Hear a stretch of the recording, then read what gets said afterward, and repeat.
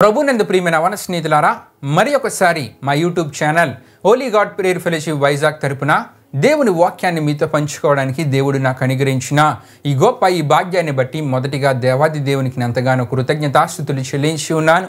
ప్రతి బుధవారం ప్రియమైన వన స్నేహితులారా, మా YouTube channel Holi God prayer fellowship Vizag తరపున యవనస్తుడి కొడుకుని మీ అప్లోడ్ చేయడం జరుగుతున్నది.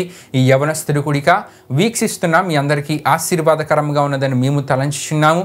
మీకు ఆశీర్వాదకరంగా ఉంటే కనుక మీరు వీక్షించడమే కాకుండా మీ తోటి స్నేహితులకు కూడా మా యూట్యూబ్ ఛానల్ని పరిచయం చేయవలసిందిగా ప్రభువైన యేసుక్రీస్తు నామములో అందరినీ కోరుచున్నాను. తద్వారా దేవుడు మాకు ఇచ్చిన ప్రేరేపణలో నడిపింపబడుతున్న మా ఈ పరిచర్యలో మీరు కూడా పాలిభాగస్తులు కావాల్సిందిగా ప్రభువైన యేసుక్రీస్తు నామములో అందరినీ కోరుచున్నానండి. దేవునికి స్తోత్రం. హల్లెలూయా, హల్లెలూయా. ప్రియమైన యవన స్నేహితులారా, మరి గత 2 వారాలుగా దేవుని వాక్యంలో నుండి అంతియోకయకు పంపబడిన సత్పురుషుడు అనే అంశ సందేశాన్ని మనం ధ్యానం చేసుకుంటూ రావడం జరుగుతున్నది.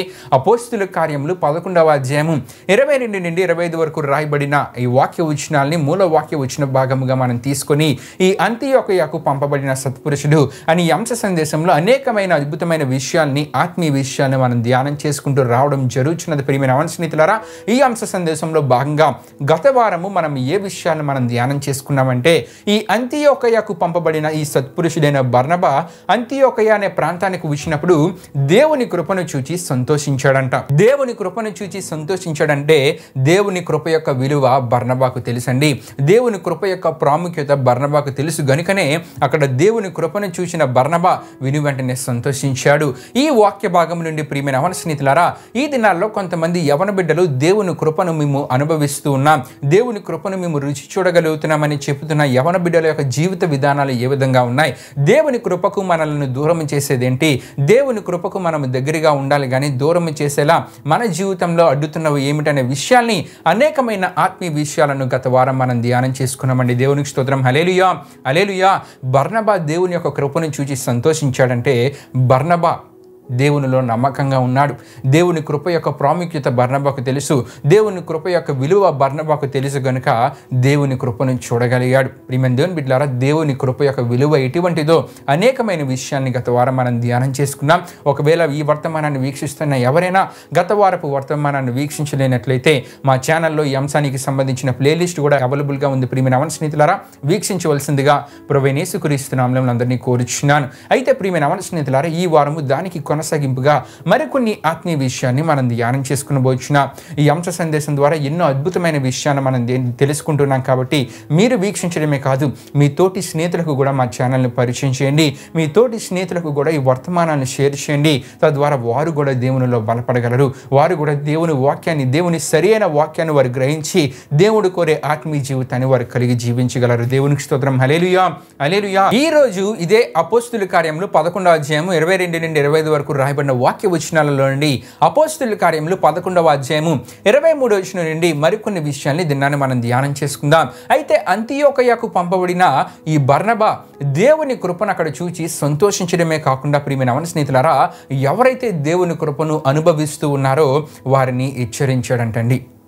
ఏమని హెచ్చరించాడంటే, మీరు దేవుని కృపను అనుభవిస్తూ ఉన్నారు గనుక మీరు ఎలా ఉండాలంటే ప్రభువును స్థిర హృదయముతో అత్తుకొనవలనని వారిని బర్నబా హెచ్చరించినట్లు ఈ మన మూల వాక్య వచనంలో ఈ అపోస్తుల కార్యములు 11వ అధ్యాయం 22 నుండి 25 వరకు రాయబడిన వాక్య వచనాల్లో మనం చూస్తూ ఉంటాం. దేవునికి స్తోత్రం. హల్లెలూయా, హల్లెలూయా.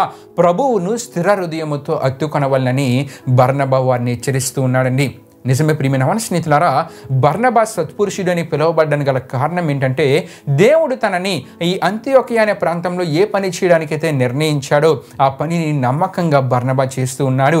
ఆ పనిని నమ్మకంగా చేస్తూ ఎవరైతే దేవుని కృపను అనుభవిస్తూ ఉన్నారో వారు దేవుని కృపకు దూరం అవ్వకుండా ఉండాలి. వారు దేవుని కృపకు మరింత దగ్గరగా ఉండాలంటే వారు ఏం చేయాలంటే యేసు ప్రభు వారిని స్థిర హృదయముతో అత్తుకొని జీవిస్తే గనుక దేవుని కృపకు మరింత దగ్గరగా వారు ఉంటారని చెప్పి వారందరినీ బర్నబా ఏం చేశాడంటే హెచ్చరించాడంట. మీరు దేవుని కృపను అనుభవిస్తూ ఉన్నారు, ఈ కృపకు మీరు దూరం కాకూడదంటే మీరు ఎలా ఉండాలంటే దేవుని కృపకు మరింత దగ్గరగా మీరు అవ్వాలంటే, దేవుని కృపను ఇంకా ఎక్కువగా మీరు అనుభవించాలంటే ప్రభువును మీరు ఏం చేయాలంటే స్థిర హృదయముతో అత్తుకొనవలనని వారిని హెచ్చరించడంటండి. దేవునికి స్తోత్రం. హల్లెలూయా, హల్లెలూయా. ప్రియమైన యవన స్నేహితులారా, ఇటువంటి పరిచర్యను నేటి సంఘాలలో నువ్వు చేయగలుగుతూ ఉన్నావా? ఇటువంటి పరిచర్యను, హెచ్చరికపు పరిచర్యను చేయగలుగుతూ ఉన్నావా? సంఘంలో స్థిరులుగా లేని వారిని స్థిరులుగా ఉండమని హెచ్చరించగలుగుతున్నావా? జీవిస్తున్నావా? సంఘంలో స్థిర హృదయముతో దేవుణ్ణి అత్తుకొనక స్థిర హృదయముతో పాపాన్ని అత్తుకొని జీవిస్తున్న వారిని దానిని విడిచిపెట్టి స్థిర హృదయముతో దేవుని అత్తుకొనమని హెచ్చరించే ఆ హెచ్చరికపు పరిచర్యను నీవు చేయగలుగుతున్నావా?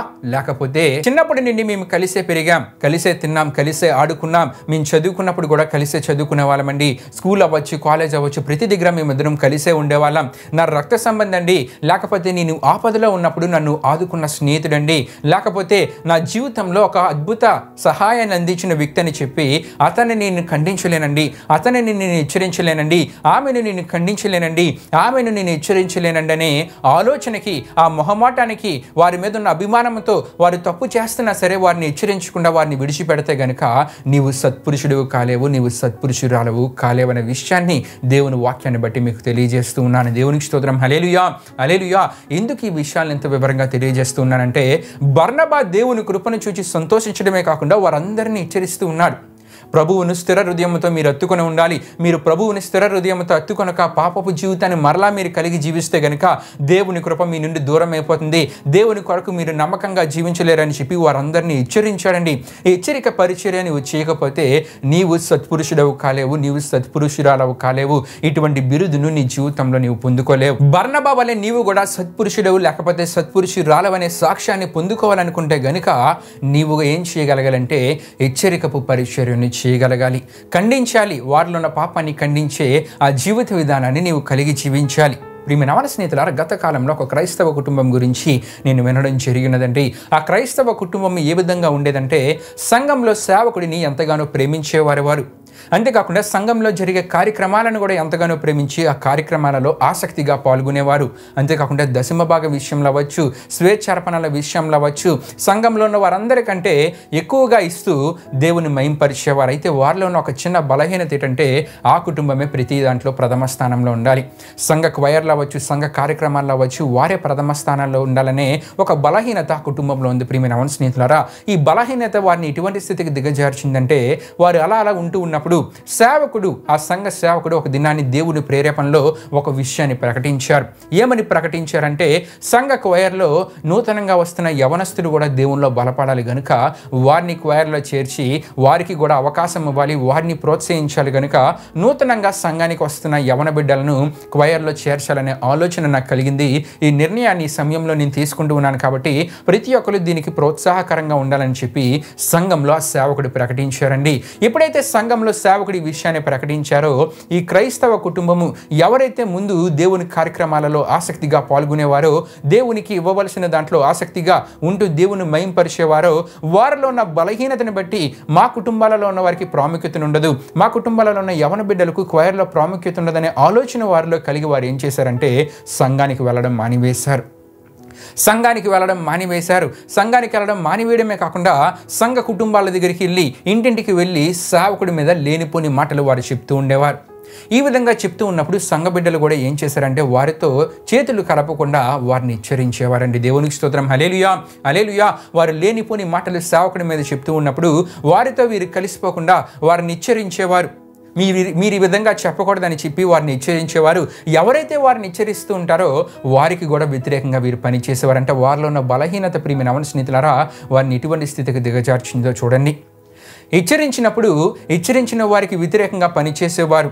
అయితే ఎందుకు ఆ సంఘ బిడ్డలు ఏమని హెచ్చరించారంటే సంఘానికి నీవు వ్యతిరేకంగా పనిచేయకూడదయ్యా, సంఘంలో దైవజనుడికి వ్యతిరేకంగా నీవు పని చేయకూడదు, సంఘ కార్యక్రమాలకి వ్యతిరేకంగా నీవు పని చేయకూడదు.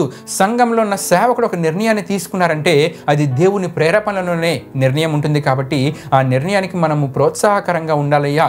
ఈ విధంగా వ్యతిరేకంగా మనము ఉండకూడదు, వ్యతిరేకంగా మనము ఇటువంటి పనులు చేయకూడదని చెప్పి వాళ్ళని హెచ్చరించినప్పుడు ప్రియమైన స్నేహితులారా ఆ హెచ్చరికను కూడా వారు అంగీకరించగా వారు ఏం చేసేవారంటే వారికి వ్యతిరేకంగా ప్రవర్తించేవారు. హెచ్చరిస్తూ ఆ సంఘ బిడ్డలు ఏ విషయాన్ని వారికి తెలియజేశారంటే మీకు ఇంకా సమయం ఉందయ్యా, ఈ విధంగా మీరు ప్రవర్తించకుండా మీరు మరలా మారు మనసు పొందండి, దేవుని దగ్గరికి వెళ్ళి క్షమాపణ అడగండి, లేకపోతే దేవుని తీర్పు మీ మీదకు వస్తుంది. దేవుని తీర్పు మీ మీదకు వచ్చిందా కుటుంబ పరిస్థితులన్నీ అతలాకుతలమైపోతాయి కనుక దయచేసి మా మాట విని మా హెచ్చరికపు మాట విని మీరు ఇటువంటి పనులు చేయకండి, వ్యతిరేకపు పనులు చేయకండి, సేవకుడికి ప్రోత్సాహకరంగా ఉండండి, ఇప్పుడు వరకు చేసింది చాలు, ఇవన్నిటి విషయమై దేవుని దగ్గరికి వెళ్ళి పశ్చాత్తాపపడి క్షమించమని దేవుని అడగండి, ప్రార్థనలో గడపండి, ఇంకా సంఘ కార్యక్రమాలలో ఆసక్తిగా పాల్గొని దేవుని మహింపరచండి, గణపరచండి. దేవుని కోపం మీ మీదకి రాదని చెప్పి వారిని హెచ్చరించినప్పుడు వారి మాటలు కూడా వినకుండా ఇంకా వ్యతిరేకంగా ఆ కుటుంబం వారు ప్రవర్తించేవారు. ఈ విధంగా ప్రవర్తించేవారండి. ప్రియమైన స్నేహితులారా, హెచ్చరిస్తున్నప్పుడు వినకుండా వ్యతిరేకంగా ప్రవర్తించినట్లయితే దేవుని కోపం వారి మీదకి వస్తుంది. సంఘ సేవకుడు హెచ్చరిస్తున్నప్పుడు ఆ మాటని విని దానిని అంగీకరించే ఆత్మీయత మనలో ఉండాలి. సంఘంలో ఉన్న ఆత్మీయతలో ఉన్న విశ్వాసాల ద్వారా హెచ్చరికపు మాటలు మనకు తెలియజేయబడుతున్నప్పుడు ఆ హెచ్చరికపు మాటలను విని వాటిని అంగీకరించి మనలో ఏదైనా బలహీనత ఉందేమో దాన్ని విడిచిపెట్టే ఆత్మీయత మనలో ఉండాలి. ఇటువంటి స్థితికి ఆయన చోటు లేదా ఆయన కుటుంబంలో ఉన్న వారి చోటు లేదు గనుక దేవుని కోపం వారి మీదకి వచ్చిందండి. దేవుని కోపం వారి మీదకి వచ్చినప్పుడు ఇటువంటి పరిస్థితులు ఆ కుటుంబంలో ఎదురయ్యాయంటే, తల్లి ఆరోగ్య పరిస్థితి క్షీణించింది, అనారోగ్యంతో ఆమె బాధపడుతూ ఉండేది.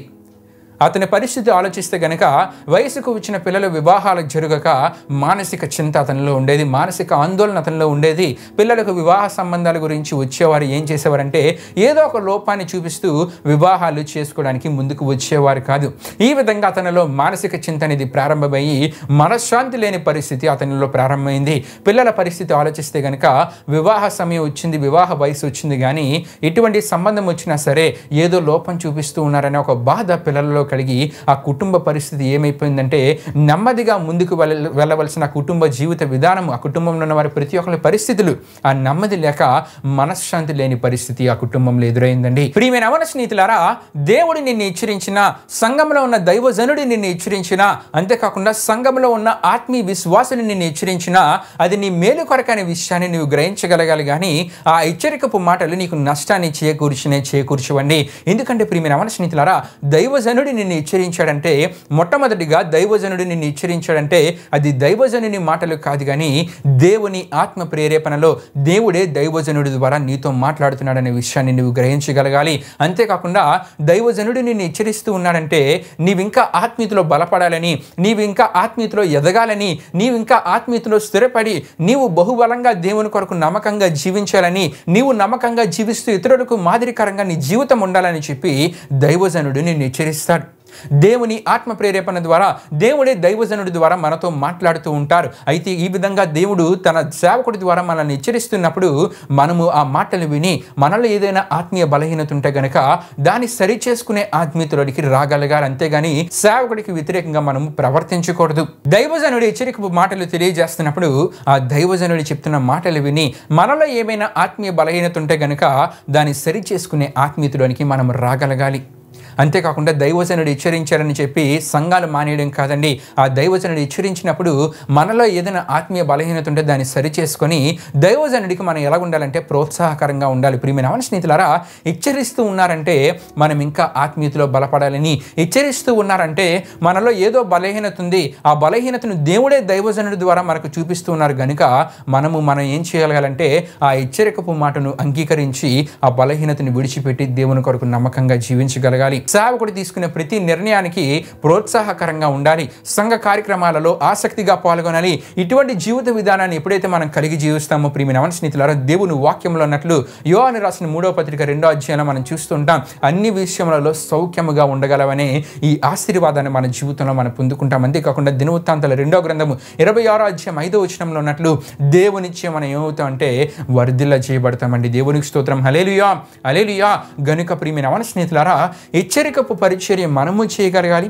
అంతేకాకుండా దైవజనుడి ద్వారా కానీ సంఘంలో ఉన్న ఆత్మీయ విశ్వాసుల ద్వారా కానీ మనకు కొన్ని హెచ్చరికపు మాటలు తెలియజేయబడుతున్నప్పుడు వాటిని అంగీకరించే ఆత్మీయత మనలో ఉండాలండి. అయితే హెచ్చరిక గురించి దేవుని వాక్యం ఇంకేమని సెలవిస్తుందో కొన్ని విషయాల్ని సందర్భంలో మీకు తెలియజేయాలని ఆశపడుచున్నాను.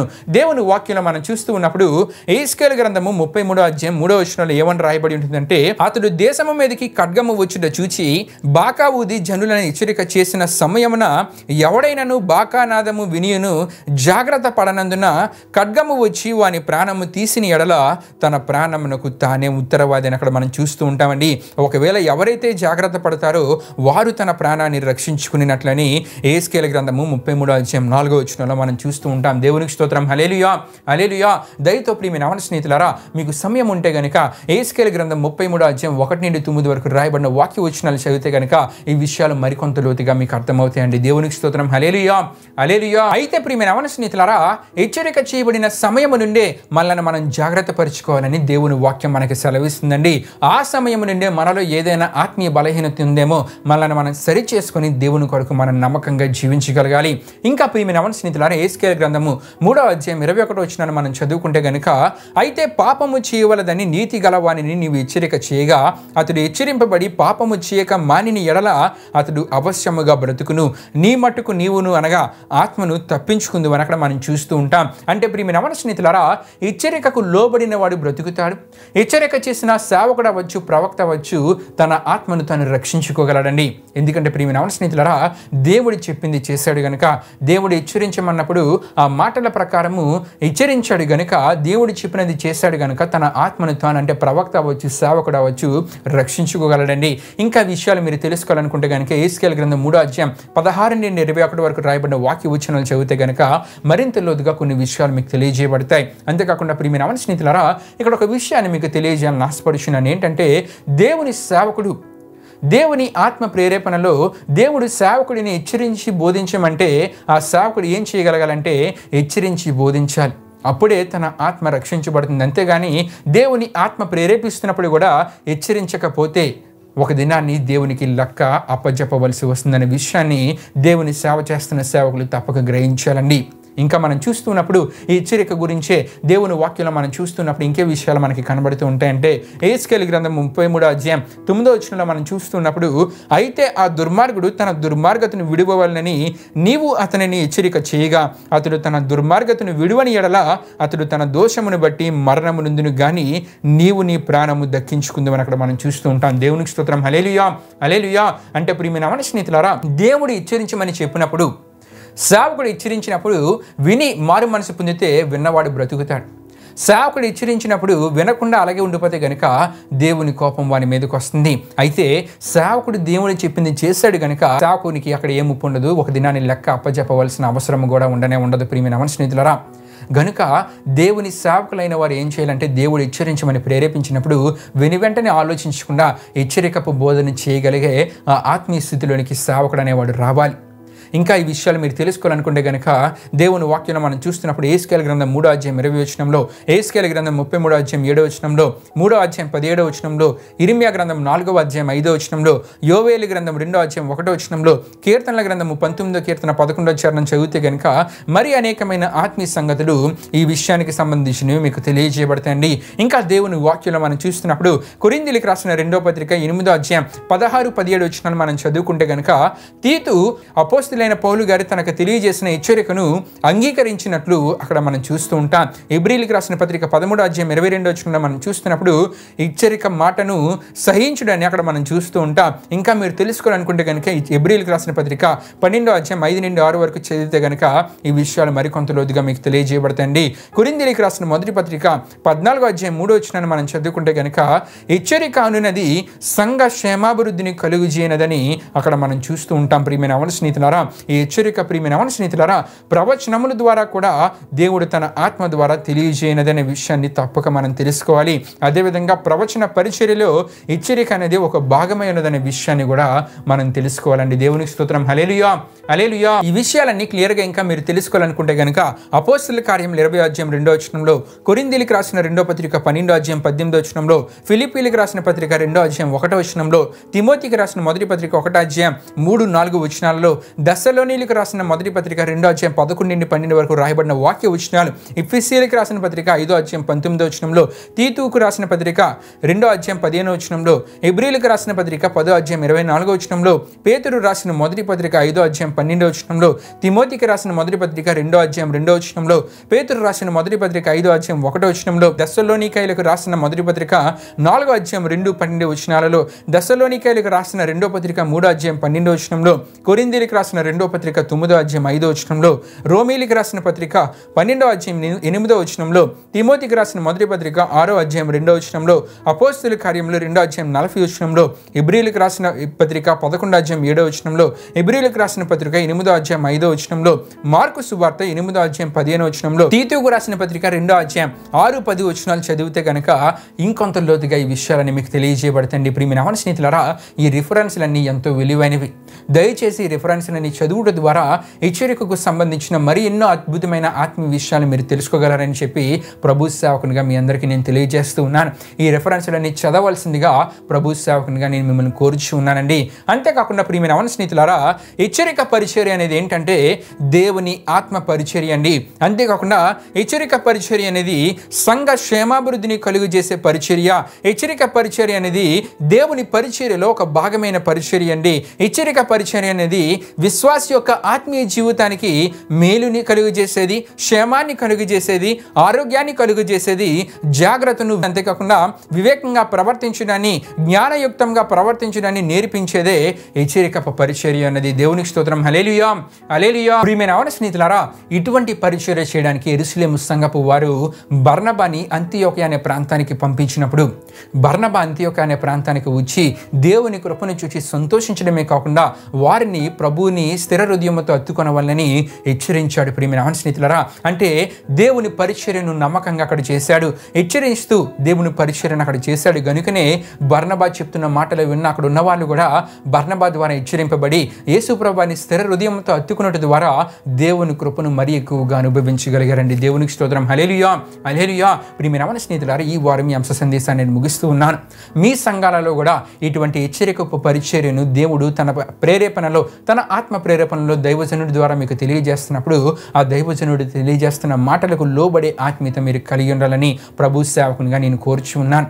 దైవజనుడు తెలియజేస్తున్న మాటలకు లోబడి ఉండాలి. అంతేకాకుండా దైవజనుడు హెచ్చరికపు మాటలు తెలియజేస్తున్నప్పుడు ప్రియమైన యవన స్నేహితులారా, ఆ సేవకుడికి ప్రోత్సాహకరంగా మనం ఉండగలగాలి.